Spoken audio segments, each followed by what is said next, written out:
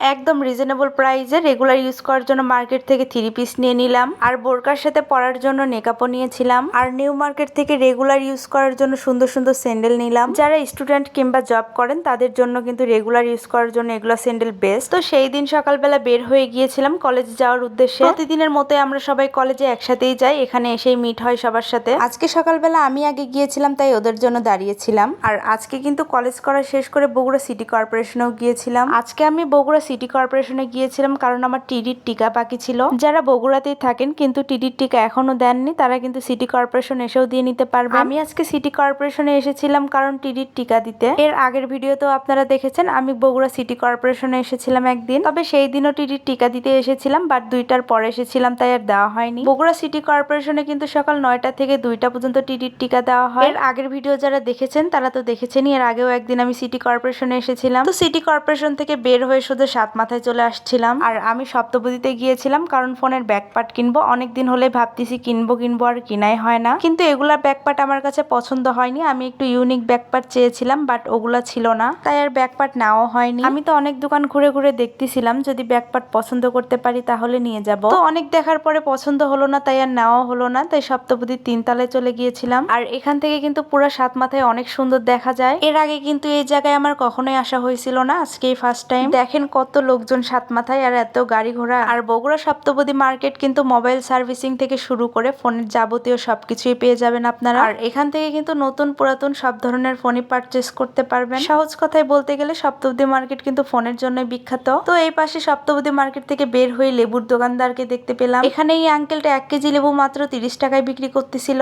আমাদের কাছে কম দাম মনে হয়েছিল, তাই আমরাও 1 কেজি লেবু নিয়েছিলাম। আর এই পাশে দেখি অ্যালোভেরা বিক্রি করতেছে মাত্র 20 টাকায়, এত বড় বড় অ্যালোভেরা। তবে আমার অ্যালোভেরা নেওয়া হয়নি। তো লেবু কিনা শেষ করে শ্যামলিতে এসে আমরা সবাই মিলে ঠান্ডা খেলাম, কারণ খুবই গরম ছিল। আর নিউ মার্কেট এসে রেগুলার ইউজ করার জন্য স্যান্ডেল নিয়েছিলাম। আপনারা কিন্তু নিউ মার্কেট থেকে রেগুলার ইউজ করার জন্য সুন্দর সুন্দর স্যান্ডেল পারচেস করতে পারবেন। তবে এখানে কিন্তু খুবই দাম চাই, আপনাদের অবশ্যই দামাদামি করে নিতে হবে। যারা স্টুডেন্ট কিংবা জব করেন রেগুলার ইউজ করার জন্য এগুলো স্যান্ডেল কিন্তু বেস্ট। এই তো দেখেন এখন একটু ভিড় কমই আছে, কিন্তু ঈদের আগে প্রচুর ভিড় হয়। যারা ঈদের জন্য শপিং করতে চান তারা এখনই চলে যান, খুবই আরামায়েসে শপিং করতে পারবেন ভিড় ছাড়া। মার্কেটে ভিড় হলে তো একদমই ভালো লাগে না, আর তার মধ্যে তো গরম। আমরা স্যান্ডেল নেওয়া শেষ করে মসজিদ মার্কেটে গিয়েছিলাম কারণ নেকআপ নিব কিছু। আর এখানে কিন্তু অনেক সুন্দর সুন্দর নেকআপ পাওয়া যায়, আপনারা কিন্তু এখান থেকে নেকআপ পারচেস করতে পারবেন। আমরা তো সব সাইজের নেকআপই দেখতেছিলাম, যে কোনটা আমাদের কাছে পছন্দ হয় ওটাই নিয়ে নিব।